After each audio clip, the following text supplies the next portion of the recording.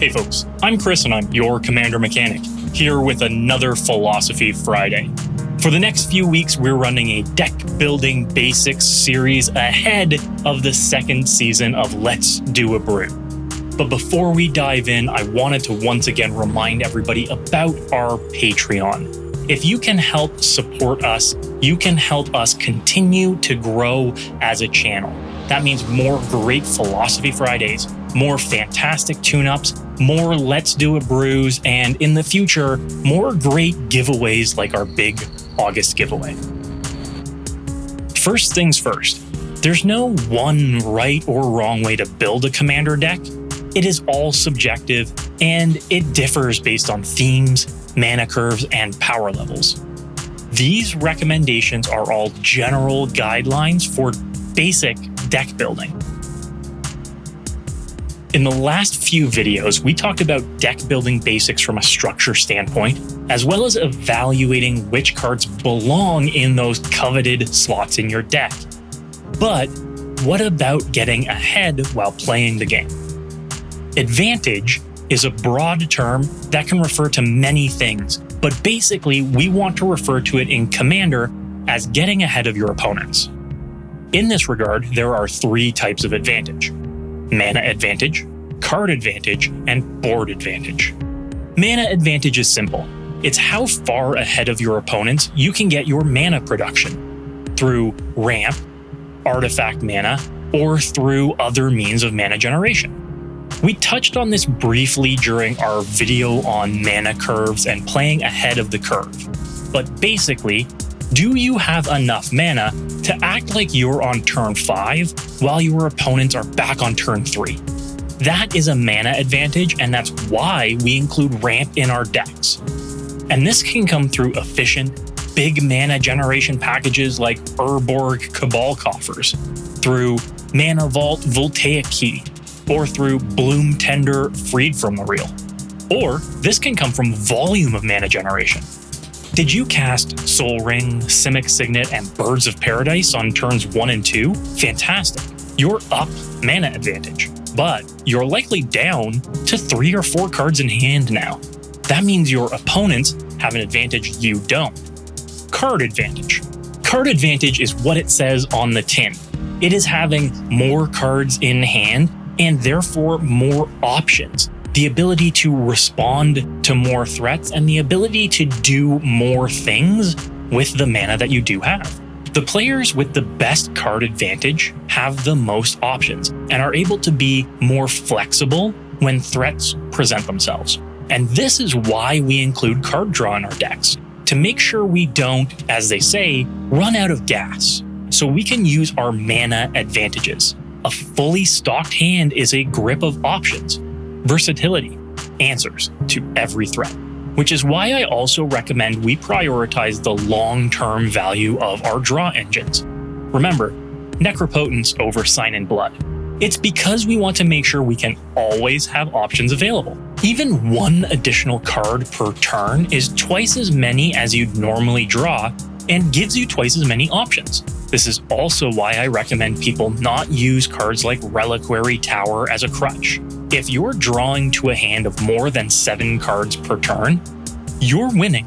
And if you have that kind of advantage and still can't decide which of the cards in your hand are the best 7, well, then you need to revisit your deck building. That level of card advantage should mean winning. And card advantage digs you further into your deck, letting you win through combos that just end the game, or give you the best, most efficient threats so that you can dominate the game via board state. That's our third advantage, board advantage. This is where the efficiency of our mana advantage multiplied by the efficiency of our card advantage plus the efficiency of our card choices during deck building result in board advantage, game state advantage. This is all about ensuring you've got more threats on board. Bigger creatures, damage clocks, combo pieces, efficient and effective.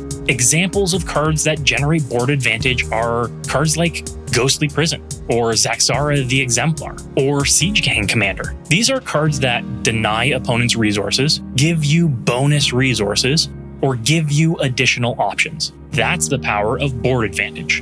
Another example are options you can have on board, but don't require other cards to keep generating you advantages. Thrasios, Triton Hero's activated ability either ramps you or draws a card and is repeatable. That's what's called a mana sink, an ability you can dump additional unused resources into for other resources, the most efficient use of your mana. If you don't have the resources to use 4 leftover mana, you can trade it in for a Thrasios activation. Commanders that have different types of this advantage on them, like Najeela the Blade Blossom, Yisan Wanderer Bard, or Chulainn Teller of Tales, are very powerful. These commanders generate advantage by creating more creatures, casting free spells, or drawing cards. And it's why you'll see them as commanders in higher power level games. And they stick around to do this over and over. That's an advantage engine,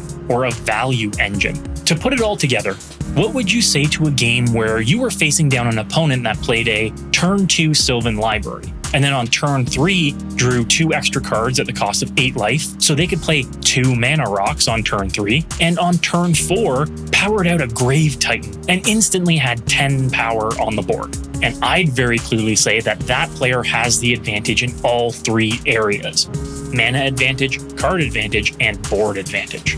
Our format in particular has an interesting balancing mechanic in having multiple opponents. That means if one player gets too much of an advantage, they have 3 opponents that can try and tear them down or catch up. 4 players, only 1 opponent. Make no mistake, advantage makes you a threat.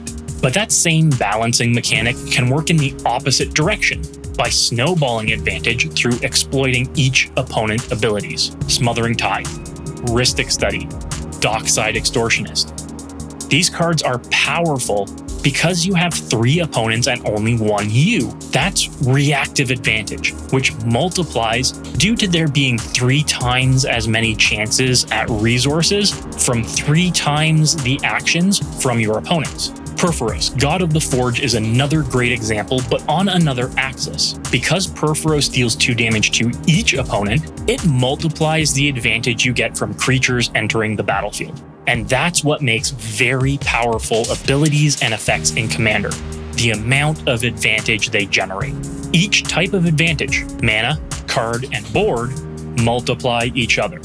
That's called snowballing, getting bigger and bigger and better until you hit critical mass. Advantage comes from breaking the game's core rules. You're only supposed to generate 1 additional mana per turn. You're only supposed to draw 1 card per turn. And each creature is only supposed to make 1 body. And you're only supposed to get so much out of a spell versus the amount of mana you paid for it. It's the ability to break these core rules that gains you advantage. So think about the kind of advantage your deck can generate, or the kind of advantages that you want your deck to generate. Is it about playing bigger creatures faster?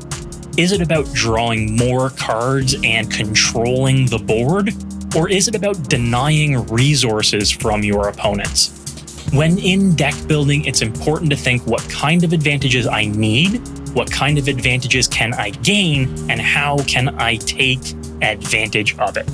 The most effective decks seek all 3.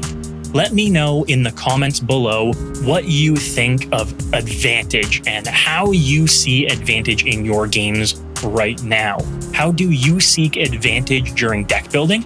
And how do you seek advantage during gameplay? Always interested in your feedback. It is as important as mine. Until next time, folks, thanks, take care, good luck, and have fun. All advice in this video is advice only. Commander is about having fun your way.